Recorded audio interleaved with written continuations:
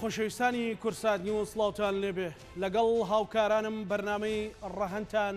پێشکەشەکەین. یەکێتی نیشتیمانی کوردستان لە سەرەتای دروستبوونیەوە لە کاتێکدا گەلی کورد بەناو تونێلە تاریکەکانی ناومێدیدا تێپەڕ دەبوو. یەکێتی بووە ڕووناچی بۆ ئومێد و هیوای گەلی کورد و مافە نیشتیمانی و نەتەوایەتیەکانمان. هەر لە دەستپێکی دروستبوونی شۆڕشی نوێ گەلەکەمان دایان و سەدان و هەزاران گەنجولا و ڕویان کردە باوەشی ئەو هێزەی بە ناوی یەکێتی نیشتیمانی کوردستانە بەو هیوایی بتوانن لە ڕێگەی یەکێتیەوە مافی ملەتەکەیان بەدەست بهێنن. بە درێژایی مێژووی یەکێتی نیشتیمانی کوردستانی شتاک و ئەمڕۆ هەزاران شەهیدی لە پێناو مافەڕەواکانی گەلی کورددا بەخشیوە. شەهیدەکانی یەکێتی نیشتیمانی کوردستان تەنها لە پارچەیەک یاخود لە باشووری کوردستان نین، بەڵکو لە باکوور و ڕۆژهەڵات و ڕۆژاوای کوردستانیش خوێنی یەکێتیەکان تێکەڵ بە خاچی پیرۆزی کوردستان بووە. تەواوی ئەم خوێن بەخشینەش لە پێناو مافەڕەواکانی گەلی کوردستان و ئازادی و دادپەروەری و یەکسانی و مافی خەڵک بووە. یەکێتی نیشتیمانی کوردستان 21 نۆڤێمبەری دیاری کردووە بۆ ڕۆژی شەهیدی یەکێتی. لەم ڕۆژەدا یەکێتیەکان بە کۆی دەنگ بە هەموو چین و توێژەکانیانەوە یادی شەهیدەکانی حەزبەکانەکەنەوە کە لە پێناو مافی ڕەوای گەلەکەیان بەخشیویانە کە سوکاری سەربەرزی شەهیدان کەلای یەکێتیەکان سیمبول و ڕەمزی پیرۆزی حەزبەکەیانن. ئەوانیش وێڕای ئەوەی یادکردنەوەی شەهیدەکانیان داواکەن کە حەزبەکەیان بەرەو پێشتر و وە گرنگی زیاتر بە کەسوکاری سەربەرزی شەهیدان و سەرجەمچین و توێژەکانی کۆمەڵی کوردی بدات. ئەم شەو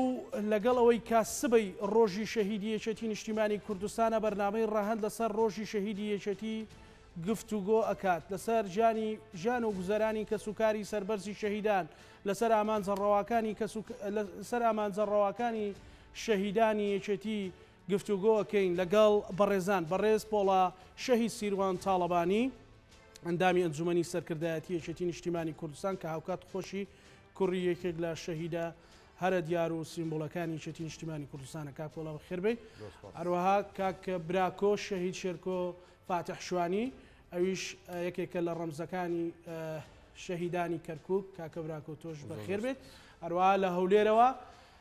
کاک تۆڵە شەهید کەمال حاجی ئاغا کە ئەویش یەکێکە لە کوڕە شەهیدەکانی یەکێتی نیشتیمانی کوردستان. هەروەها لە پارێزگای دهۆکەوە ماردین شەهید ئازاد سەرۆکانی کە ئەویش یەکێکە لە کچە شەهیدەکانی یەکێتی نیشتیمانی کوردستان. سەرەتا کاک پۆڵە لە قیادەی یەکێتی نیشتیمانی کوردستان جەنابەت هەم قیادەیت هەم کوڕی شەهیدێکی دیاری یەکێتی نیشتیمانی کوردستانیت. بەبەستمان بوو بە ناوی قیادەی یەکێتی نیشتیمانی کوردستانەوە بەڕێستانەوە بەرنامەیە بەشدار بن. قسەی بەڕێزت پەیامی بەڕێزت لە ڕۆژی شەهیدی یەکێتیا چییە؟ بەڵێ سەرەتا لەم ڕۆژەدا سەری ڕێز و نەوازش بۆ ڕۆحی پاکی سەرجەم شەهیدانی ڕێگەی ڕزگاری کوردستاندا نوێنین بە تایبەت شەهیدانی یەکێتی نیشتیمانی کوردستان. دیارە ئەمڕۆ پەیامی مەکتەبی سیاسی یەکێتی نیشتیمانی کوردستان بڵاو کرایەوە بە بۆنەی ڕۆژی شەهیدی یەکێتی نیشتیمانی کوردستانەوە. ڕۆژی شەهیدی یەکێتی ڕۆژێکی مێژوویە لە مێژووی گەلەکەمانە بەڕاستی ئاوردانەوەیە لە خەبات و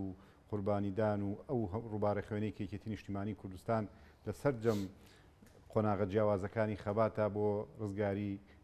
گەل و نیشتیمان داوێتی. یەکێتی نیشتیمانی کوردستان لە ڕۆژی دروستبوونیەوە کە لەم ڕۆژە کە کۆمەڵێک سەرکردەی یەکێتی نیشتیمانی کوردستان قارەمانانە بە دروشمی کەمژیان و کەڵژیان چوونە پەرپەتی سێدارە کە شەهیدان شەهاب و جعفەر و ئەنوەر بوون کە ئەم ڕۆژە دیاری کراوە وەکو لە ڕۆژی شەهیدبوونی ئەوانە وەکو ڕەمزێک بۆ هەموو شەهیدانی کوردستان چکە لە دەستپێکی شۆڕشی نوێ و لە دەستپێکی دروستبوونەوەی خەباتی شۆڕشی نوێدا ئەوانە وەکو سمبلێک بەکارهێنراون بۆ هەموو شەهیدانی ڕێگەی ڕزگاری کوردستان. ئەینا ئەم ڕۆژە ڕۆژی هەموو شەهیدانی یەکێتی نیشتیمانی کوردستانە لە هەموو وێزگەکانی خەباتە، چی ئەو شەهیدانەی کە لە سەرەتای شۆڕشەوە لە هەموو وێزگەکانە لە خەباتی شاخ لە خەباتی بڵین ڕێخستنەری هەنیەکان لە زیندانەکان لەوانەی کە لە سێدارە دراون ئەوانەی کە لە چالاکی ناوشار و لە هەموو جونگەکانی خەبات کە تێدا بوونەتە قوربانی و خۆیان ڕۆحی خۆیان کردە قوربانی گەل و نیشتیمان ئەمە ڕۆژی هەموو ئەو تێکۆشەرانەیە ڕۆژی هەموو ئەو قارەمانانەیە کە لە پێناو گەل و نیشتیمانە گیانی خۆیان بەخت کردووە ڕۆژی یادی هەموو ئەو شەهیدانەیە کە لە ئەنفالەکانە شەهید کراون یادی هەموو ئەو شەهیدانەیە کە لە کیمیابارانە شەهید کراون یادی ئەو هەموو شەهیدانی هەر چوار پارچەی کوردستانە کە بۆ ئازادی گەل و نیشتیمان شەهید بوونە ئەم ڕۆژە بۆ ئێمە ڕاستە ناوینراوە ڕۆژی شەهیدیەکێتی بەڵام ئێمە هەموو ئەو شەهیدانەی کە لە پێناوی گەل و نیشتیمان لە خەباتی ڕزگاری نەتەوایەتیە شەهید بوون ئێمە بە شەهیدیەکێتی نیشتیمانی کوردستان ێزانین هەموو ئەو قارەمانانەی کە ڕۆحی خۆیان بەخت کردووە لە پێناوی ئازادی گەلەکەیانە هەمووانە بە یەکێتی نیشتیمانی کوردستان ئەزانین بۆیە یەکێتی نیشتیمانی کوردستان کە سەرمەشقی خەباتی شۆڕشی نوێی گەلەکەمان بووە ئەو ڕووبارە خوێنەی داوە ئەو هەموو قوربانیەی داوە لە پێناو ئەوەی کە ئەم میلەتەکەمان بگا بە ئازادی بگا بەوەی کە ئەمڕۆ خاوەنی ئەوەی کە ئەمڕۆ هەیە لە بەرهەمی خوێنی ئەو شەهیدانەیە ئێمە وەکو یەکێتی نیشتیمانی کوردستان پێمان وایە کە باشترین وەفا و باشترین دڵسۆزی بۆ ئەوەی ئێمە ڕۆحی شەهیدەکان شادکەین ئەوەیە کە درێژە پێدەری ڕێبازەکەیان بین کە بتوانین ئەوەی کە ئەوان خۆیان بۆ کردە قوربانی ڕۆحی خۆیان لە پێناویا بەخشی ئێمە بتوانین بیپارێزین گەشەی پێ بدەین جوانی کەین و ئەو ڕێبازە بکەین بە ڕێبازێک کە ببێ بە سەرمەشقی ئەوەی کە میلەتەکەمان ڕۆژ بە ڕۆژ بەرەو پێش بەرێ لە هەموو بوارەکانە ببێتە هەوێنی یەکڕیزی و تەبایی نێوان هێزە سیاسەکانی کوردستان ببێ بەوەی کە خۆشی و خۆشگوزەرانی و ئارامی بۆ خەڵک دابینکە ژیانێکی شایستە بۆ خەڵک دابینکە یەکێتی نیشتیمانی کوردستان ببێ بەوەی کە هاوڕێ و هەواڵانی ئەو شەهیدانە کە لە ناوی یەکێتی نیشتیمانی کوردستان ئەمڕۆ کارەکەن ببن بەوەی کە ببن بۆ کۆڵێ سەرڕمی ژایەتیکردنی یان بەگژا چوونەوەی گەندەڵی ببن بەوەی کە پارێزەری مافەکانی خەڵک ئەمە باشترین وەفایە لای ئێمە بۆ ڕۆحی پاکی شەهیدان شادکەین ئەبێ ئێمە لەسەر ڕێبازەکەیان بەردەوام بین و ئەبێ ئەو دروشمانی کە ئەوان هەڵیان گرتووە لە پێناوی ئەوان شەهید بوون ئێمە درێژەی پێ بدەین و بیپارێزین و بتوانین یەکێتی نیشتیمانی کوردستان هەمیشە یەکێتی خەڵک بێ و لەبەرەی خەڵک بێ ئەوە باشترین وەفایە بۆ خوێنی شەهیدەکان کاک پۆڵە گفتوگۆی زیاترەکەین لە دوهۆک ماردینی شەهید ئازاد سەرۆکانیمان لەگەڵا خات و ماردین ئەم کاتت باش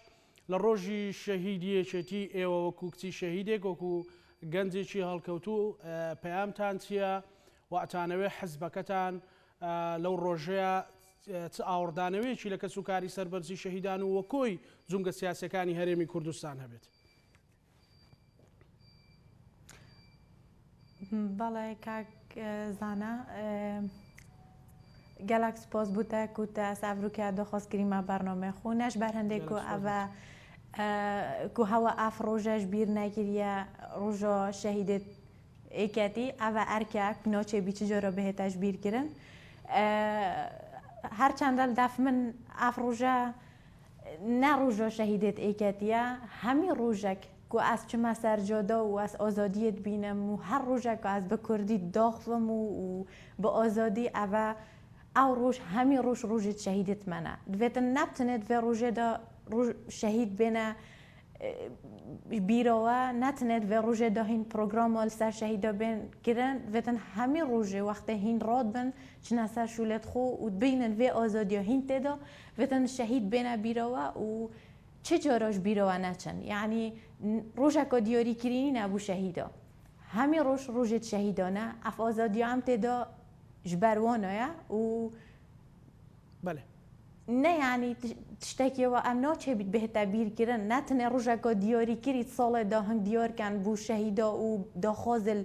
ailêt wana bikin ka çi bi wana bihête kirin ev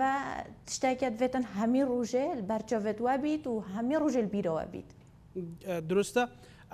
هەواڵ ماردین ینی خات و ماردین داخوازی ئێوە یان چەند ئێوە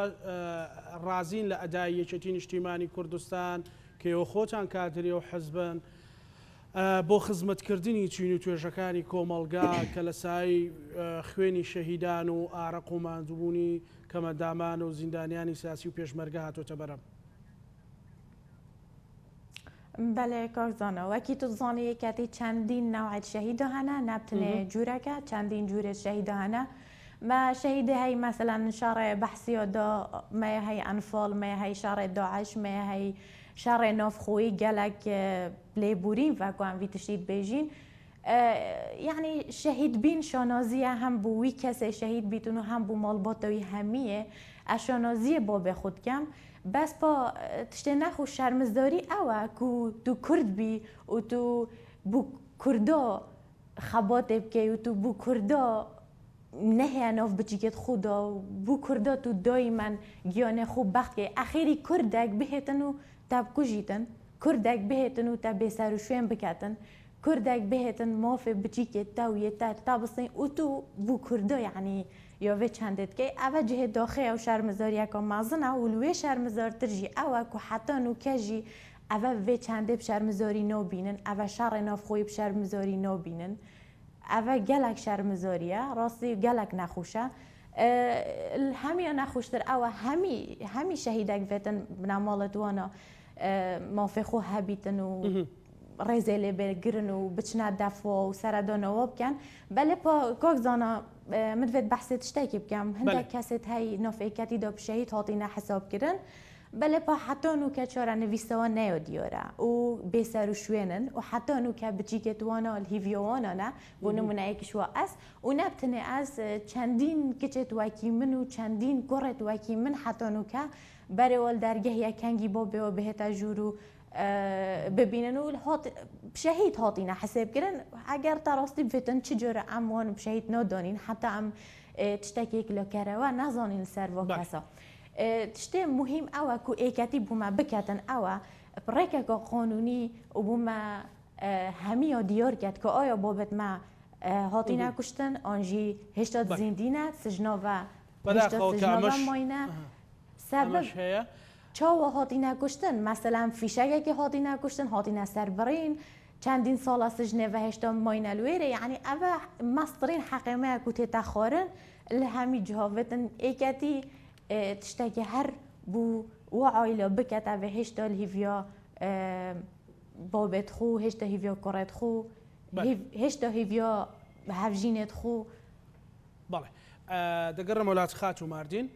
لەگەڵمان بمێنەرەوە کاکە براکۆ تۆ لە ڕۆژی شەهیدی یەکێتیدا پەیامەت چیە بۆەوەی کە بتواندرێت ئەم خوێن ڕشتن و ئەم قوربانیدانە ببێتە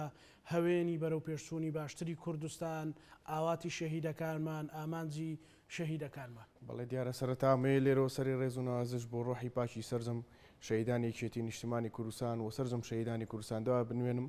و پێم خۆشە لێرەوە دەستی یەکە بە یەکەی دایکی سەرجەم ئەو شەهیدە قارەمانانە ماچ بکەین کە ڕۆڵەکانی خۆیان کردە قوربانی لەسەر ڕێبازە پیرۆزەکەی یەکێتی نیشتیمانی کوردستان لە پێناو ئازادی و دموکراسی خەڵکی کوردستان و بە دڵنیاییەوە ئێمە پێمان خۆشە و مەبدەئی یەکێتی نیشتیمانی کوردستان و ڕێبازی یەکێتی نیشتیمانی کوردستان لە پێناو ئەوەیە بووە کە خەباتی کردووە کە هەموو کات کوردستان بەرەو پێشتر بەرێ و هەوێنی برایەتی و یەکریزی و خۆشەویستی سەرجەم چین و توێژەکان درێژە پێ بدا و پتەوی بکە بە دڵنیاییەوە یەکێتی نیشتیمانی کوردستان هەموو کاتێک ئەوە مەبدە و ئامانجی بووە و بە دڵنیاییەوە کە ئێمە سەرجەم شەهیدەکانی یەکێتی نیشتیمانی کوردستان لە پێناو سەرجەم کۆمەڵانی خەڵکی کوردستان شەهید بوون لەبەرەوە ئەم ڕۆژە ڕۆژێکی پیرۆزە لە لای ئێمەی کە سوکاری شەهیدان و پێم وایە لای سەرجەم خەڵکی کوردستانیش کە هەموو ساڵێک یادی بکرێتەوە و بەرز ڕابگیرێ چونکە شەهیدەکانی یەکێتی لە پێناو ئازادی و دیموکراسی خەڵکی کوردستانە خوێنی خۆیان بەخشیوە. زۆر باشە کاکە براکۆ کاک تۆڵە سڵاو لێبێ بەڕێستان وەک کوڕی شەهید وەکو گەنجێکی هەڵکەوت و لە ڕۆژی شەهیدی یەکێتیدا پەیامتان چیەوە بۆتان چەند گرینگەکە ئەم قوربانیدانە ئەم خەبات و خوێن ڕشتنە ببێتە هەوێنی بەرەو پێشچوونی کوردستان بۆ یەکریزی بۆ خزمەتکردنی خەڵک کە ئەوە ئاوات و خواستی شەهیدەکانمان بۆ. سڵاو لە جەنابەت کاکزانە و لە هەموو میوانە بڕێزانە و لە هەموو بینەرانی کورسات دیارە ڕۆژە شەهیدانی یەکێتی ڕۆژێکی مەزنە ڕۆژێکی گەورەیە بەڵام دەمەوێت لێوە ڕادەست پێکەم دیارە یەکێتی نیشتیمانی کوردستان لە سەرەتای دروستبوونیەوە بە فکرێکی تازە بە ڕوئیەکی جیاواز بە سەرکردەیەک و کاریزمایەکی جیاواز هاتە مەیدان و لەسەر شانی و خوێنی کۆمەڵک گەنجی ئەوسای هەڵکەوتوو شانیاندایان بەر لە شۆڕشیان کرد لە پێناوی ئازادی ئەم وڵاتە دیارە یەکێتی نیشتیمانی کوردستان پشتی شێری بەرکەوت لە خوێندان لە خوێن بەخشین و هەر ئەوە شوای کرد کە یەکێتی نیشتیمانی کوردستان ڕێکدا بکتێ لە ناو کۆمەڵگای کوردەواریدا و پێگە و قورسایەتی خۆی هەبێ و لایە زالشکە هەیەی و ئەوەی کە گرنگە لێرەدا باسی کەین یەکێکی نیشتمانی کوردستان ئەوەی کە توانیوێتی و بەپێ ئەو فکرانی کە هەبوون لە ڕابردوو هاتێ ئەستا توانیوێتی خزمەت کات بەڵام دەبێ ئێمە شتێک لە بیر نەکەین یەکێتی نیشتمانی کوردستان کەوتۆتە ژێر مەسئولاتێش ئەخلاقی زۆر گەورە بەرامبەر خوێنی شەیدان لەوەشان هەر پشتی شێری بەردەکەوێت بەڵام بۆ ئێمە بێنە دیوە واقعەکە ببینین لەوەدا کاکزانە ئێمە دوای ئینتیفازەوە قۆناغی شۆڕشمان تێپەڕان ئێمە دەبێ بێن ئەلێرە باسی حکومەتداری و دەوڵەتداری دەکەین دەبێ ئەلێرە بێن چۆن یەکێتی نیشتمانی کوردستان خۆی سەرپشک و سەرمەشق بووە لە پێکهێنان و دروستکردنی حکومەتی هەرێمی کوردستان و لای زالیش بەشێکی زۆر کاریگەر و یەکلاکەرەوەی لە ناو حکومەتی هەرێمی کوردستان دەبێت ئەلێرە بێن ئێمە بە سیستەماتیکی بکەین مافی شەیدان چ بکەین چۆن بێت چۆن لە چوارچەوەی وەزارەتی شەیدان ماف و امتیازاتیان ڕێک بخرێ چۆن ئایا دەتوانین ڕێز و کەرامەتیان بپارێزین دیارە ئەمە باسی دەوڵەتداری دەکەین دەبێت لە چوارچەوەی حکومەتداری خۆماندا باسی کەیسی شەهیدانیان هەر کەیسێکی دیکە بکەین کە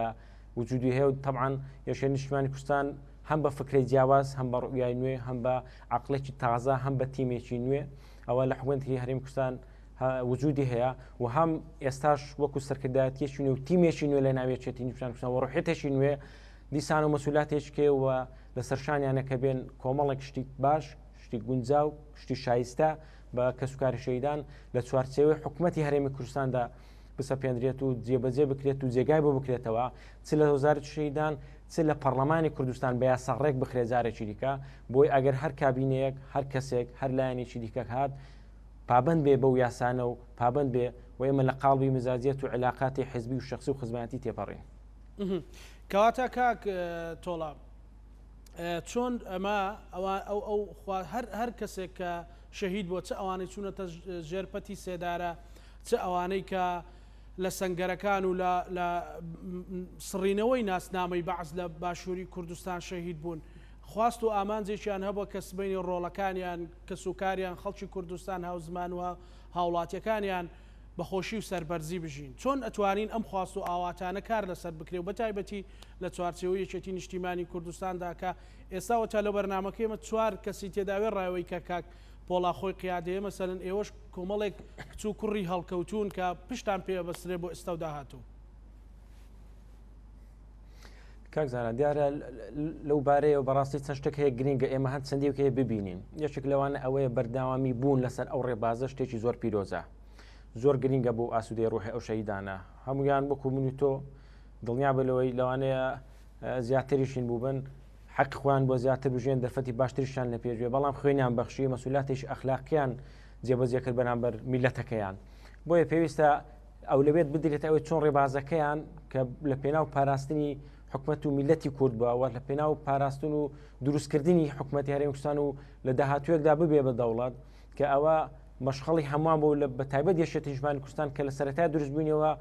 هەڵگیری مافی چارەنووس و سربەخۆیی بووە بۆیە گرنگە ئێمە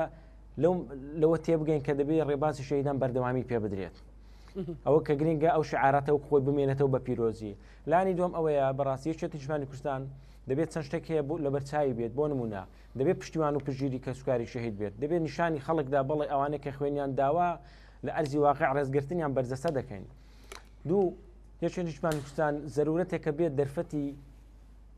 لەبار و گونجا و بڕەخسێنێ بۆ کوڕکوچی شەهید کە لە ئاستی شایستەیە و لە هاتووی کارامەدان چ لە لایەنی حزبی بۆ ناو یەکێتی نیشتیمانی کوردستان کە دەرفەتیان پێ بدرێ و خزمەتکەن و چ لە لایەنی ئیداری کە لە ناو حکومەتی هەرێم بتوانن بەپێی پسپۆڕی خۆیان بەپێی لە هاتووی خۆیان بەپێی سیڤی کە تەقدیم دەکەن و تێدا شایستن دەرفەتیان بۆ بڕەخسێندرێت بەڵێ کاکتۆڵە گەڕمەراج کاک پۆڵا یعنی ئێوە لە یەکێتی نیشتیمانی کوردستان لە قیادەی یەکێتی نیشتیمانی کوردستان لەو 124 کەسە کچوو کوڕی شەهیدی زۆر تێدایە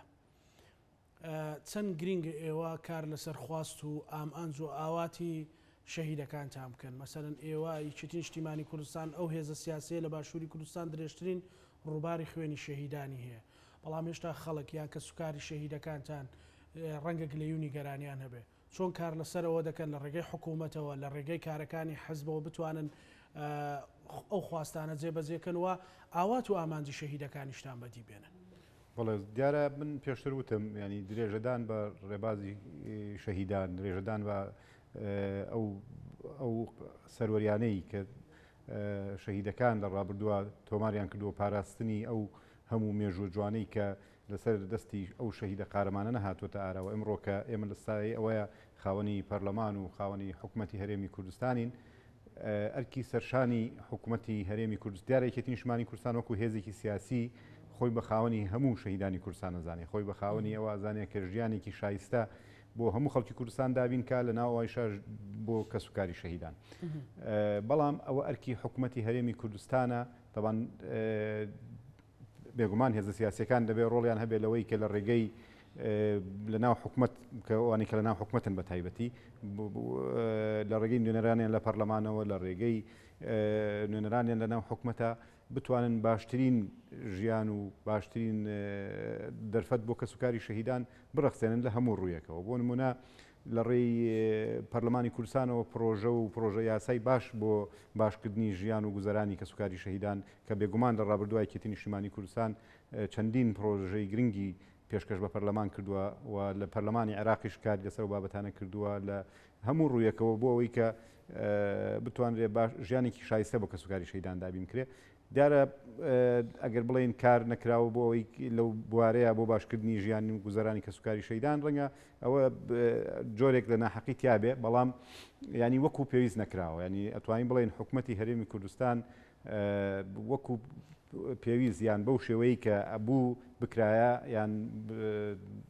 ئەبوو لەوە زیاتر بکرا کە ئیسە کردوێتی بەڕاستی ئەبوو ئایا مەسەر ئەو موچە کە دابین کراوە بۆ کەسوکاری شەهیدان موچەکە بەڕاستی لە ئاستی تۆ لایانی کەمی موچە ینی حسابەکەی کە بۆ نمونە 500,000 یا 600,000 بۆ بنەماڵی شەهیدێک بەڕاستی موچەیەکی کەمە ینی بەلایانی کەمەوە پێویست بوو موچەی کەسوکاری شەهیدان موچەیەک بێ بە باشی ژیان و گوزەرانیان دابینکە یان هیچ نەبێ ئەو جۆرە قەیرانانەی کە دێتە ئاراوە شمولی ئەوەی نەکردایە کە موچەی کەسوکاری شەهیدان دابینکە چکە تۆ لە ماڵێکە کەسێک خاوەنی عایلەکەی یان سەرۆکی خێزانەکەیە شەهید بووە ئەو مناڵانەی ئەو خێزانەی کەسێکی نییە وەکو پێویست بتوانێت ژیان و گوزارانیان بۆ دابینکە ئەوەی کە هەیە موچەکەیانە لە کاتێکا کە من لەگەڵ ڕێزمانی پێویستە ژیانی و گوزارانی شایستە بۆ هەموو خەڵکی کوردستان دابین بکرێ بەڵام لە کاتێکا کە خێزانێک سەرۆکی خێزانەکە شەهید بۆ چەند مناڵێکی هەیە لەگەڵ خێزانێکە تەنها موچەیەکیان هەیە و کەسێکیان نییە ژیانیان یان بدابین کات بە شێوەیەکی کە لە شوێنێکی کەەوە مەزدەرێک بۆ پەیداکردنی ژیان دابینکە ئەمە بۆ نمونە بواە ئەوە شمولی کەسوکاری شەهیدانی نەکردای دواکەوتنی موچەیان نەهاتنی موچەوەوانە کۆمەڵێک بابەتی تر هەیە بەڕاستی کۆمەڵی کەسوکاری شەهید هەیە تا ئێستا بێبەش بوون لە بابەتی زەوی و زەوی وەرگرتن و ئەوانە لە زۆر بابەتی تری معنەویش خۆشەر هەر بابەتە مادیەکە نییە زۆر لایەنی معنەویش پێویستە حکوومەتی هەرێمی کوردستان کاری لەسەر بکات ئێمە بەڕاستی یاسایەکمان هەیە لە پەرلەمان کە پێڵەن یاسای امتیازاتی کەسوکاری شەهیدان و یاسای تایبەتە بە شەهید و بە بابەتی شەهیدان یاسایە کە بەڕاستی زۆر کەم و کوتیتیایە پێویستە هەموار بکرێتەوە و پێویستە زیاتر گرنگی بە ژیان و گوزەرانی کەسوکاری شەهیدان بدرێت لە هەموو ڕێگەکەوە کاک وڵایانی هەوڵێکە بوو کە مەسەلەن موسیقی کەسوکاری شەهیدان بکرێت سەر بەغداد و لە بەغداوە ئەو موسیقی دابین بکرێت ئێوە ڕۆڵی پەرلەمانتارەکان یان ڕۆڵی یەکێتی نیشتیمانی کوردستان چی دەبێتەوە؟ بەڵێ دیارێمە وەکوتم لە ڕێگەی نوێنەرانمان لە پەرلەمانی عێراق کاری زۆرمان کرد لەسەرەوەی کە بتوانین موچەی کەسوکاری شەهیدان بخرێت سەر بەغا یان هیچ نەبێ هاوتا بکرێ ئێمە ئێستا لە بەغا بۆ نمونە ینی شەهیدێک لە بەغا هیچ لە نزیکی ملیۆنێک دینار کەمتر ملیۆنێک تەسەورەکەم ملیۆنێک معاشی شەهید لە بەغا لە ناوچەکانی ژێردەسەڵاتی حکوومەتی عێراقی ینی بەڕاستی ینی پێویستە حکوومەتی هەرێمیش لەو وارەیە ئەرکی خۆی بە ئەرکی سەرشانی خۆی هەستێ ینی ئەو موچەکەمایی کە ئێستا بۆ کەسوکاری شەهیدان دابی نەکرێ و بەردەوامیش دوا ئەکەوێ و لە کاتی خۆی نادرێ یان زۆر نادرێت لە کاتی خۆیان ئەمە پێویستە کەسوکاری شەهیدان لەم بابەتانە بێن نەدەرەوە چکە وەکو توێژێکی کە ئەرکی سەرشانی هەر هەمومانە کە واجبی سەرشانی هەرمومانە ئەرکی هەمومانە کە بتوانین ئەوان لە هەموو کێشە و گیر و گرفت و قەیرانێک بە دوور بگرین چکە بەڕاستی وەکو وتم کە کەسێک شەهید دەبێ ئەو خێزانەی ئەو مناڵانەی ئەو خانەوادەی ئەسپێرێ بە حیزبەکەی ئەسپێرێ بە ئەو حکومەت و ئەو پەرلەمانەی کە بە خوێنی ئەو دروست بووە لەبەرەوە کاتێک کە کەسێک شەهید دەبێ ئەوە ئەرکی سەرشانی حزبەکەیەتی ئەرکی سەرشانی ئەو حکوومەتەیە کە بتوانێت ئەو ژیان و گوزەرانە باشەی وەدابین کاکە بەڕاستی بەشێک تا ئێستا وەکوتم کار کراوە بەڵام وەکو پێویست نییە و حکوومەتی هەرێمی کوردستان پێویستە زیاتر هەوڵەکانی چڕ بکاتەوە بۆ ئەوەی زیاتر ینی پرۆژەی باش و خزمەتگوزاری باش لە ڕووی ژیانیان لە ڕووی بابەتی معنەوی و مەسائلی معنەوی بۆ کەسوکاری شەهیدان ینی ئەمانە کۆمەڵە بابەتێکن بەڕاستی گرنگیەکی زۆری هەیە بۆ حکوومەتی هەرێمی کوردستان کە تا ئێستا وەکو پێویست پێ هەڵنەساوە. زۆر باش کاک پۆڵە خاچ و ماردین ئێوە وەکو گەنجێک یان وەکو کەسوکاری شەهیدێک چەند گرینگە مەسەلەن هەموو تواناکانتان یەکخەن بۆ ئەوەی ئێوەش لەگەڵ حزبەکەتان لە چوارچەوەی حزبەکەتان لە هەر پێگە و جومگەیەک بێ بتوانن ئاوات و ئامانجی شەهیدەکانتان یان شەهیدەکانی حزبەکەتان بەدەست بهێنن.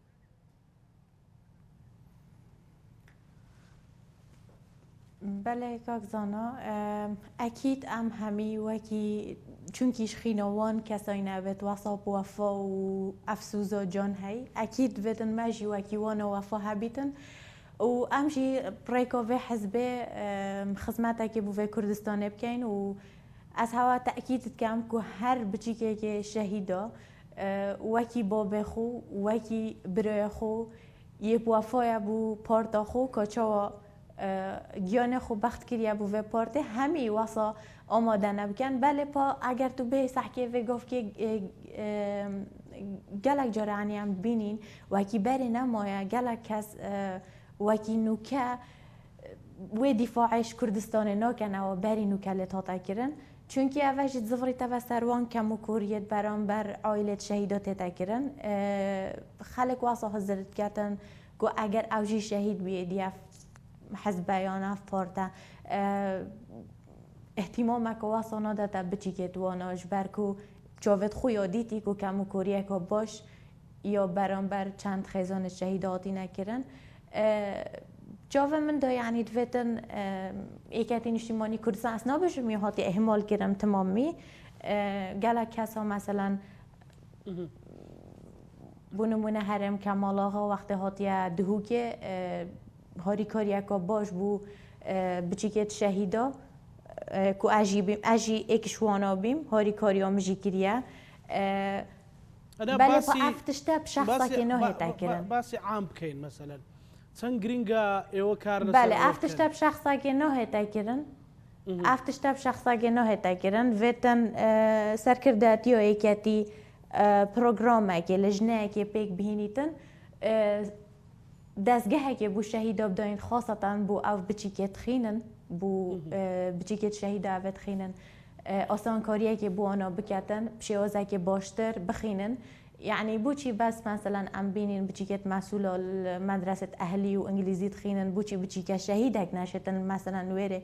بلا دستگاهک بو آنا بهتا دا مزراندن دا کو پتر آسان کاری بو آنا بهتا کرن و هر واسا بتویه ایکتی سردانا عائلت شهیدا بکتن نه بچی که شهیدا بچی تا اوفیست وانا سه چهار روزگا موعدی حتی ورگریدن کاده دست کویدن آن نه بلا او بهن سردانا شهیدت خوب کن او حسا ده پتر معظم بن جاوت عائلت شهیدا دا و او ده پتر بابه خو چونکه آگیره که گرمتر یتناف دلوی بچی کی دا هی هزاکا پتر یاد وی بچیکی دا هی ده پتر خدمتا و حزبه که ده پتر خدمتا کردستانی که برایگا و حزبه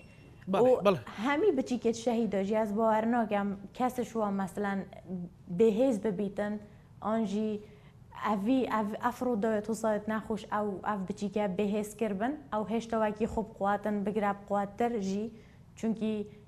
گلک تشت نخوش بجاوت خود دیدی بله خاچو ماردی نگرم ولاد کاک براکو ئێوە وەکو یەکێتی نیشتیمانی کوردستان وەکو گەنج وەکو کوڕی شەهید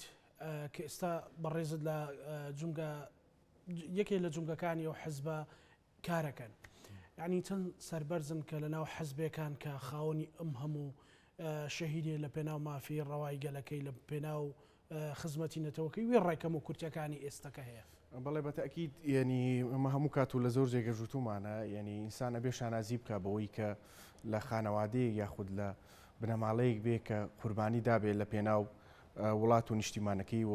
لە پێناو حەزبەکەی و ئێمە وەکو گەنجان یاخود وەکو کەسوکاری شەهیدان سەربەرزین زۆر بەوەی کە کەسوکارمان ئەزیزترین کەسەکانی خۆمان خوێنی خۆیان بەخشیوە بە نیشتیمان بە حەزبەکەیان لە پێناو پاراستن و لە پێناو ئازادی و دیموکراسی وڵاتەکەیانە بە دڵنیاییەوە ئەمە شانازیەکی ئێژگار گەورەیە و من پێم وایە کە ئەبێ هەموو یەکێک لە ئێمەی کەسوکاری شەهیدەکانمان شانازی بکەین بەوەی کە سەربەرز بین بەوەی کە کەسوکارەکەی ئێمە لە پێناو وڵاتەکەی لە پێناو نیشتیمانەکەی خوێنی خۆی بەخشیوە چووکە خەڵکانی ترمان هەیە کە ینی بەداخەوە ئەیڵین خۆفرۆش بوون خاکفرۆش بوون لە پێناو پلان و استراتیژی دوژمنانی میلەتەکەی ئێمە تیاچون و ینی کۆتایی بە ژیانیان هاتووە بۆیە ئەمە دووشتی زۆر جیاوازە و بە دڵنیاییەوە سپاس بخوا کە هەم کوڕی شەهیدەکان کچی شەهیدەکان کەسوکاری شەهیدەکان ڕێزێکیان هەیە و ئەمە سەرمایەکی گەورەیە کە بە مادە ناکڕێ و ئێمە حەزەکەین کە یەکێتی نیشتیمانی کوردستان لەم ڕۆژە پیرۆزەیە کار لەسەر ئەوە بکەین کە بتوانین ینی زیاتر ئیش لەسەر ئەو بکەین کە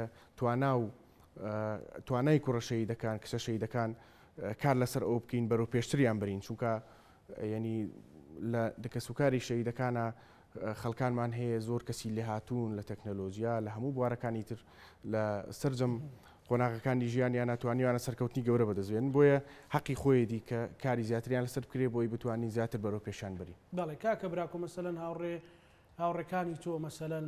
ئەوانەی کە ئەوانیش کە سوکاریان شەهید بووە لەم ڕۆژەیە مەسەلەن نیگەرانیەکانیان سەرنجەکانیان چییە بۆ یەکێتی بتوانێت هەموو ڕۆژێک بۆ هەم بۆ پیرۆز ڕاگررتنی ڕۆحی شەهیدەکانەوە هەم بۆ بەخۆداچوونەوەی بۆی باشتر خزمەت بکە داواکاری و سەرنج و تێبینەکانی ئەوان چیەوە تۆ خۆی زیاتر کەسوکاری شەهیدان زیاتر حەزەکەن کە ینی حەزبەکەی خۆیان زیاتر ئاگای لیان بێ بتوانێت دەست بەسەر سەری مناڵە شەهیدەکانە بێنێ بیانەوێ و ئەیانەوێ کە خزمەتی زیاتریان بکرێت لەسەر جەمبوارەکانی ژیانە و سوپاس بخوا و ئێمە دڵخۆشین کە ئێستا سەرکردایەتی یەکێتی خوێنێکی تازە هاتوۆتە پێشەوە کە ئامانجیان و مەبدەئیان ئەوەیە کە خزمەت بە ڕێبازەکەی شەهیدان و ڕێبازەکەی جەنابی مام جەلال بکەن ئومێدی زۆرمان لەسەر ئەم کۆنگرەی ئەخیر هەڵچنیوە ئێمە و هەموو خەڵکی کوردستان کە ینی سەرکردایەتی یەکێتی کۆمەڵێک گەنجی تازن کۆمەڵێک خوێنی تازاتۆتە پێشەوە کە هەدەفیان خزمەتکردنی کەسوکاری شەهیدانە ئەولەوێتی کارەکانیان وە سەرجەم کۆمەڵانی خەڵکی کوردستان بۆیە ئینشاءالله بە پشتیوانی هەواڵانی هاوسەرۆکووە ئەم سەرکردایەتیە کاری باشترە کرێ و خزمەتی باشتری کەسوکاری شەهیدانە کرێ کە لە ئاستی تموحی ئەوانە بێت. زۆر باش کاکە براکۆ کاک تۆڵە وەکو لە کاکە براکۆشم پرسی مەسەلەن چەند گرینگە هەموو توانانە یەک بخرێن یاخۆت پێداچوونەوەیەکی گشتگیر بکرێت لە ڕۆژی شەهیدانیەکێتی و سەرنجانەی خات و ماردین کاکە براکۆ و بە ڕێزتتانە مەسەلەن کاک پۆڵا هەم لێرەوە کوڕشێ دەموک و قیادە لێرە لەگەڵمان بەشدارە و ئەو بەڕێزانی لە یەکێتی نیشتیمانی کوردستانش بینەریە و بەرنامێن بتوانرێت لە 21 نۆڤمبەرە مەسەلەن بە خۆداچوونەوەی گرنگی زیاتر بە کەسوکاری شەهیدان بدرێ بۆی بتوانرێت ڕۆڵەی شەهیدەکان کەوان ئەزارن چ قوربانیشیان خوێنیان بەخشیوە پێگەی زیاتریان هەبێ و دەستکراوەی زیاترم بۆی خزمەتی زیاتر بکرێن. کاک زاناجان لەسەر مەسەلی کەسی شەهیدان باەوە واقع ببین دیارێکێت شوان کوردستان مەکتەبی شەهیدانی هەیە بەڵام مەکتەبی شەهیدان دەتوانێت لەو مەرحەلەیەدا کۆمەڵە کەسوکاری شەهید کە تەمەنیان گونجاوە و دەتوانن عەقلەت و تێگەیشتنێکی تەندروستیان هەیە بۆی بێن هەندێک شتێ پێشنیارکەن بۆ مەکتەبی شەهیدان لە ڕێی مەکتەبی شەهیدانەوە بکرێ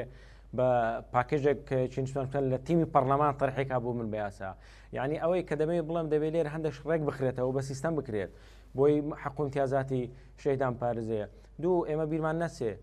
امتیازاتی کەسوکاری شەهیدان ئێمە لەسەر مستەوای هەرێمی کوردستان و تەسهیدانی میلەتی کورد دەبێ مامەڵە بکەین بەڵام لەوەشان دەبێت شێتنیشتیمانی کوردستان سەرمەشق بێت چۆن زۆر گرنگە خاوەندارەتیکردنی کەسی شەهیدان بەڵام لە ئەرزی واقعدا ئێمە دەبێت بەرجەستەی کەین دەبێت نیشانی کەسوکاری شەهیدان دێن من سەرمونیەشی زیندوو دەدەمە جەنابەت بۆ لە دوهەمین شەڕ کە حکومەتی هەرێمی کوردستان کردی دژی داعش بووە ئەگەر بین ئێمە کەمتر لە 2000 شەهیدمان بەخشی لەو شەڕە بەداخەوە بەڵام ئێمە بە پێی یاسا ئیمتیازات کە لە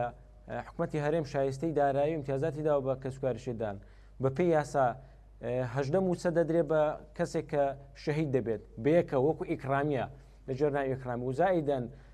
بە پێی یاسایەکی دیکەی حکوومەتی هەرێمی کوردستان ژمارە 41 دوو پلە دراوە بە هەر شەهیدێک و فەرقی موچەکانیان بۆ هەژمار بکرێت بەداخەوە تا ئێستا ئەوە ساڵی 2020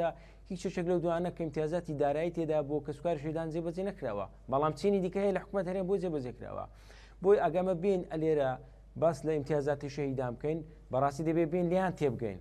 ئەگەر بین باسی شانازیکردن کرد بە خوێنی شەهیدەکانمان کە بە دڵنیاییەوە شانازی پێوە دەکەین بەڵام دەبێت ڕەچاوی منداڵێکیان بکەیت تۆ سەیرە مەکە شەهیدەکان هەموو منداڵیان گەورە بن نەخێر منداڵی بچووکیان هەیە دوو بە سیستەمکردنی سەرپەرشتیکردنی حکومت بۆ کەسوکاری شەهیدان و لە جێی باوکو و پڕکردن ئەو فەراغە معنەوی و مادیانەیە کە دروست دەوێت بەڕاستی دەبێت ڕێک بخرێت بۆ نمونە تۆ ناکرێت مامەڵە یەکێک کە بچووکە و لە ڕەوزە دەخوێنێت مامەڵی هەمان مامەڵە لەگەر کەزانکۆ دەخوێنێت نەخێر دەبێت حکومەتی هەرێم و یەشێتی نیشمان کوردستان ئەو ڕوئایە ئەگەر هیچ نەبێت ئەو بیدات حکومەتی هەرێم و پەرلەمان کە ڕێکی خەنکا کە ئەمە تەمەنی بچووکە و لە تەمەنی ابتداییدایە بۆ لە قۆناغی ناوەندیدا پێویستی بەو شتانە هەیە لەم ڕۆیە سەرپەرشتی بکرێ ئەو پێداویستانەی بۆ دابین بکرێ یەکێک کە دەچێتە زانکۆ ئەو شتانەی پێویستە یەکێک کە خەریجی زانکۆیە یعنی بۆ هەر مەرحەلەیەک لە مەرحەلەکان پێویستە یعنی بەرنامەیەک و سیستەمێک هەبێت چۆن ئەو کارانە ڕێکەکەی چۆن بتوانانی خزمەتی کەسوکاری شێرکەی بە سیستەم بە عەدالەت بە ڕێکخستن دیارە دەمەوێت خزمەتی جەناب بکەم کاک زانە مەسەلەی زۆر گرنگەیە کە مەسەلەی پاراستنی کەرامەت و ڕێز و حرمەتی شەهیدانە کە بەڕاستی جێ پرسیارە من چەند نمونەیەکت دەدەمێ یعنی آخر شت کە ئەو مەراسمی ڕێکخرا لە بەداخەوە لە نەخۆشخانەی پێشمەرگە کە هەمومان لەسەر شاشەکانی تەلەڤیزیۆن بینیمان ڕێکخراوێکی ئەمەریشیاتوە کۆمەڵێک شتی بە حسابی خۆیان بە دیاریان هێناوە دەبواە لایانی پەیوەنددار هیچ نەبێ وردبینی بکات لە شتەکان ئایا شایستەن بە کەسوکار شەهیدانیان نا بۆی گرنگە حرمەتی کەسوکار شەهیدان نەشکێت و ئێمە وەزارەتی شەهیدانمان هەیە ڕاستە بە پێی یاسای کە لە بەردەستمانە یاسای ژمارە 9 ساڵی 2007 پۆلێن کراوە بۆ شەهیدی سەنگەر بۆ شەهیدی جونۆسایت بۆ شەهیدی هاوڵاتی کاکزانە ئەتۆ لێرە دەبێت چاکسازیەکی واقعی بکەیت بەڕاستی حکومەت هێرێم دەبێت قەرارش ئازانە بدە ئایا فعلەن هەموویان شەهیدن بەڕاستی شایستن کە ئیمتیازاتی شەهیدان وەرگرن چونکە ئێستا حکومەت خۆی دەڵێ من ئەزمەیەکی داراییم توش بووە زەختی مادیم لەسەرە باش فەرموو چاکسازی بکەن کاکە کە توانرا چاکسازی بکرێت پوختە بکرێتەوە تۆ دەتوانی کارتێکی زرێک دێ بە کەسوکاری شەهیدان لە هەر فەرمانگەیەکی حکوومەت حرمەتی بژیرێت جیاکاری بۆ بکرێت بۆ ئەوش هەست بەخۆی بکات بەڵێ من کەسوکاری شەهیدم جیاکاریم بۆ کراوە حرمەتم گیراوە شکۆم پارێزراوە ئەوە شتی زۆر ئاسانن شتی زۆر بەسیتن و بەتایبەت لە پەرلەمان کۆمەڵێک یاسا هەیە دەکرێت ڕێک بخرێت ئەگەر خۆشمان نیمانە فکرەی جیاواز هەیە ئەگەر خۆشمان فکرەمان نیە کە دڵنیا بە هەیە و یەکێتی نیشتیمانی کوردستان هەزاران کادیر هەزاران کوڕکوسی شەهید تێگەیشت و پێگەیشت و جوامێر لە ئاستی مەسئولیتدا لێ هاتوو دەتوانن کۆمەڵێک پرۆژە یاسای باش ڕێکخەن چونکە خۆیان ئەو شعوریان هەیە کە شەهید بوون چییە کەسێکتر کە شەهیدی نەداوە بەڕاستی ناتوانێت شعوری من و یانێکیشتر بزانێت چۆنە لە دەزانی باوەک دەتوانێت خۆی ئەو کەسوکارە شەهیدەوەکو کەرستەیەک ببێتە بەشێک لە چاکردنی حاڵ و گوزەرانی کەسوکاری شەهیدان بەڵێ کاکە تۆڵە ئەگەر ڕملات کاک پەڵە ینی یەکێک لە قسەکانی کاک تۆڵە ئەوە بووکە مەسەلەن زۆر جار نیگەرانی هەیە لە ئەوەی کە لیستی شەهیدانی حکوومەتی هەرێمی کوردستاندا مەسەلەن ئەوەی باسەکرێت کە ڕئیس زاشێک بووە و لەگەڵ شەهیدێکی سەنگەری یەکێتی نیشتیمانی کوردستان کە سوکارەکەیان وارسی شەهیدەکانیان بێکەوە چن مساوەرەگرن ئەمە زۆر لەسەر دڵی شەهیدە کە سوکاری سەربەرزی شەهیدان گرەیە و تەنانە سەر خەڵکی کوردستانیش گرەیە چەند هەوڵتان داوە مەسەلەن وەکو کاکە تۆڵە ئەڵێمە بکرێتە دەرفەتێک بۆ چاکسازیش مەسەلەن کەسێک لانیکەم ڕاستە لە دوای خۆی ئەو کەسەش ئەگەر جاشیش بووە یاخۆت مستەشاریش ویان پیاوی ڕشەمی بەعسیش بۆ بەڵام مناڵی جێشت و مەسەلەن کۆمەڵێک شایستە بێ بەڵام لە ئاستی شەهیدێک نەبێت کە لە سەنگەرا شەهید بووە بەڵێ دیارە پاکردنەوەی تۆماری لیستی شەهیدان ئەوە ینی ئەرکێکی زۆر پیرۆزە یعنی کە ئەرکێکی بەڕای من واجبێکی ئەخلاقی شە لەسەر حکوومەتی هەرێمی کوردستان کە ئەو لیستە پاکاتەوە لە خەڵکی کە شەهید تۆمار کراوە بەڵام لە ڕاستیشە شەهید نییە جگەل یا وەکو جەنابتەڵی جاش و خۆفرۆش بووە لە ڕیزەکانی حکوومەتی عێراقا لە شەڕی کووردا شەهید بووە لە شەڕی پێشمەرگەیە شەهید بووە یا لە شەڕی ئێران و عێراقا شەهید بووە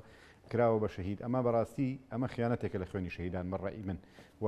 یەکێتی نیشتیمانی کوردستان هەوڵی زۆری داوە لە ڕابردووە کە ئەو لیستە پاک کاتەوە لەو جۆرە کەسانە و بەداخەوە هەموو جارێ لیجان دروست کراوە و گەشتوتە سەر ئەوەی کە کارەکە جێبەجێ بکرێ دوایی نەکراوە بە ڕێگری لایەنێکی سیاسی بەداخەوە ینی ئێستاش من هێڵێمەوە پێویستە لەمە و دواش ینی فشاری زیاتر بکرێ بۆ ئەوەی کە ئەوە بکرێ وەکو کاکەتۆڵەوتی ینی حکوومەتی هەرێم کاڵێ ئەرکم لەسرە ئەمە یەکێکە لەوانی کە ئەرکەکانی لەسەر کەمەکاتەوە و هەم وەکوتە مواجبێکی ئەخلاقیشە لەسەری کە خەڵکی نیشتیمان پەروەەر لەگە خەڵکی خۆفرۆشە لە قایمەکان کرێت با بڕە خۆی چی بۆ ئەکا بە جۆری جۆرەکانی کە خانەنشینی بۆ کاتچێکە بەڵام لەگەڵ ناوی شەهیدا ینی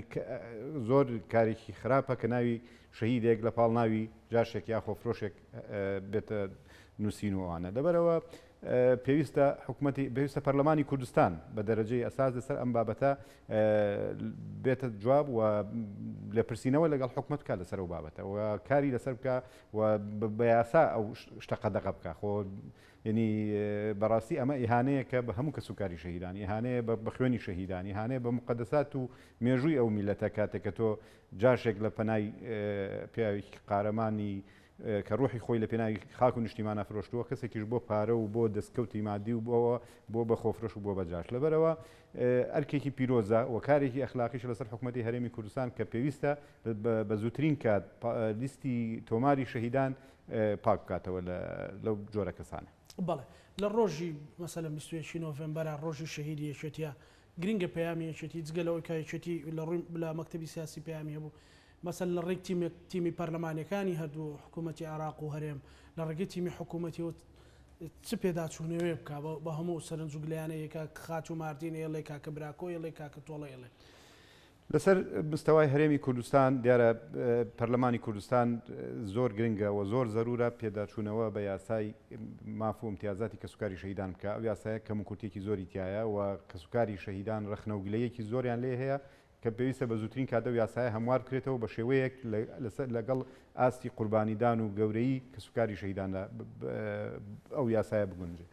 پێویستە لەسەر لەگەڵ حکوومەتی عێراقی نوێنەرانی کورد لە بەغا داکۆکی کار بن و کار لەسەرەوە بکەن کە مافو امتیازاتی کەسوکاری شەهیدان لە هەرێمی کوردستان هاوتا بکرێتەوە لەگەڵ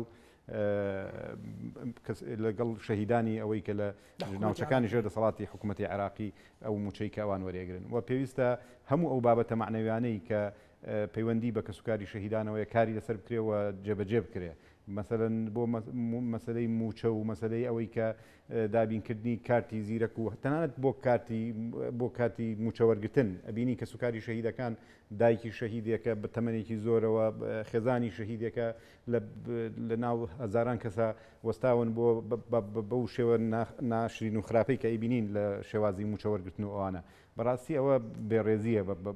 بە خەڵکو بە کەسوکاری شەهیدانیش خەڵکی هەر بۆ شێوەیە لەبەرەوە پێویستان بابەتانە هەمووی ڕێک بخرێتەوە بۆ منە کەسوکاری شەهیدە کارتێکی هەبێ کە بچێتە شوێنەکان بناسرێتەوە بۆ مەسلەی ئەوەی کە جگە لە مەسلەی موچەوشیش هەر بۆ کوشتێکی معنەوی ینی ئەممانە زانین ئێستا ئێران وڵاتێکی دراوسەی ئێمە سوود لە یاساکەی ئێران سوود لە دەستگای شەهیدی ئێران وەرگرین کە زۆر بەباشی ئەو بابەتانی چارەسەر کردووە لەبەرەوە پێویستە ینی حکوومەتی هەرێم وەزارەتی کاروباری شەهیدان کە معنی ئەساسی بە کێسی شەهیدان وەزارەتی کاروباری شەهیدانە وەکوتم هەوڵەکانی چڕ بکاتەوە و هەوڵی جدی بخاتەگەر بۆ ئەوەی کە لە هەموو ڕوویەکەوە پیاچوونەوە بە کارەکانیان بکەن و هەوڵی زیاتر بدەن بۆ خزمەتی کەسوکاری شەهیدان و یاسای باشتر پێشنیار بکەن بۆ پەرلەمان و ئێمەش لە یەکێتی نیشتیمانی کوردستان لە ڕێی مەکتەبی شەهیدان کە ئێستا مەکتەبی شەهیدانمان هەیە و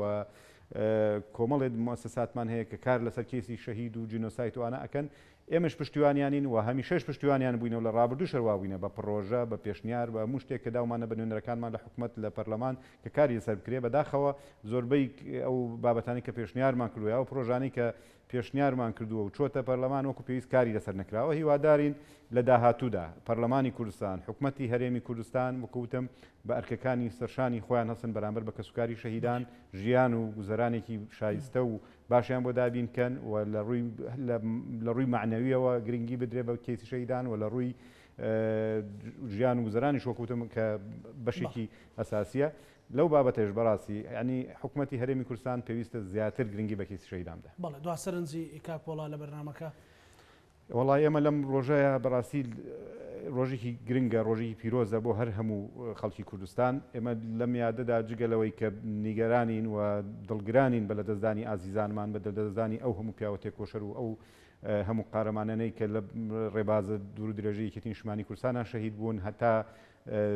لە ڕۆژانی ڕابردووش ئێمە شەهیدمان داوە لە یەکێتی نیشتیمانی کوردستان و پێم وایە ئەم کاروانی یەکێتی نیشتیمانی کوردستان چونکە یەکێتی نیشتیمانی کوردستان خۆی بە خاوەنی خەڵکی کوردستان ئەزانێ خۆی بە داخۆکی کاری خەڵکی کوردستان ئەزانێ ئێمە لە داهاتووشا بێگومان ئەم کاروانە بەردەوامە بێ و شەهیدی تریشمانە بێ ئێمە شانازیەکین بە شەهیدەکانمانەوە ئێمە لە کاتێکە دڵگرانین بە لە دەستدانی و ئازیزانە لە هەمان کاتە سەربەرز و خۆشحاڵین کە لە سایی خوێنی شەهیدەکانی یەکێتی نیشتیمانی کوردستان ئەمڕۆ ئازادە و خەڵکی کوردستان بە سەربەرزی ئەژین بە ئازادە نائژین هیوادارین کە خوێنی شەهیدەکانی یەکێتی وەکو چۆن لە ڕابردوو بوو بە هەوێنی ئاشتی و تەبایی و یەکڕیزی ناوماڵی کورد لە داهاتووشە یەکێتی نیشتیمانی کوردستان لەسەر ئەو ڕێبازە لەسەر درێژەپێدانی خوێنی شەهیدەکان بەردەوام بێ و بتوانێت پەیام و ئامانجی شەهیدەکان جێبەجێ بکات. سپاس کاک پۆڵە. خات و ماردین دوا سەرنجی تۆ لە ڕۆژی شەهیدی یەکێتی چییە بێ؟ بەڵێ کاک زانام بوو حزب یەکێتی نیشتیمانی کوردستان ئەوە و پتر احتیمامە دەتا بچیکێت شەهیدە و سەردانەوە بکات و کێمترین تشت و بچیکێ شەهیدە دەخوازل vê حزبێت کاتن ئەوە و ڕێزێ لێ بگریتن ئەس بژم ناتشتاگە هەندە مازنە على العقل بلا ڕێزەوەن بگریتن و سەردانەوە بکاتن و بوو بچیکێت شەهیدەژی ئەس بێژمێ بەهێز نابن بێهیوە نابن و هەنگوو ماسترین کەسێ خۆیش دەست دۆی بالعکس قوواتر بکەون شینەوەی بگرن گۆزندەڵ چ کەساکێ ناکەن کو بوو هاوا چ ناکریا ئەو نۆڤی بەرزەبیە هیم بچیکێتوی هینشێ نۆڤی و بقات مازنەوە هیۆوی پڕۆ بگرن و نۆڤی بزڤڕین نەڤە بەڵێ بەڵێ گەلێک سوپاس خات و ماردین کاکە براکۆ دوا سەرنجی بەڕێستان. بەڵێ دوا سەرنجی منی شەرەوەیە کە هیوادارین خزمەتی زیاتر و هەموو ئەو پلان و بەرنامانی کە برادران باسییان کرد لە بەرچاو بژیرێ و حکوومەتی هەرێمی کوردستان و یەکێتی نیشتیمانی کوردستان گرنگی زیاتر بە کەسوکاری شەهیدان و بە شەهیدەکانی خۆی بدا و بە مقدس بیان هێڵێتەوە ناویان بە زیندوی بهێڵێتەوە کە ئەمە شتێکی زۆر گرنگە. هیوادارم ڕۆحی هەمویان ئاسوودە بێ سەری ڕێز و نەوازش دانوێنین بۆ سەرجەم گڵکۆی نەمریان نمری و سەربەرزی بۆ هەموو لایەک و دەستان خۆش بێ. زۆر سپاس. دەستۆ خۆش بێ کاکە تۆڵە دوا سەرنجی بەڕێستان. کاکزانە جان دوا سەرنجی منەوە دەبێت تێبگەن لەوەی گەورەی یەکێتی نیشتیمانی کوردستان لە خوێنی شەهیدەکانیدایە لە کاریزمایی بەڕێزنای مام جەلالدایە دەبێت ئەو حەقەتە بزانین وەک خۆی بەڵام خزمەتکردنی کەسوکاری شەهیدان و تیمی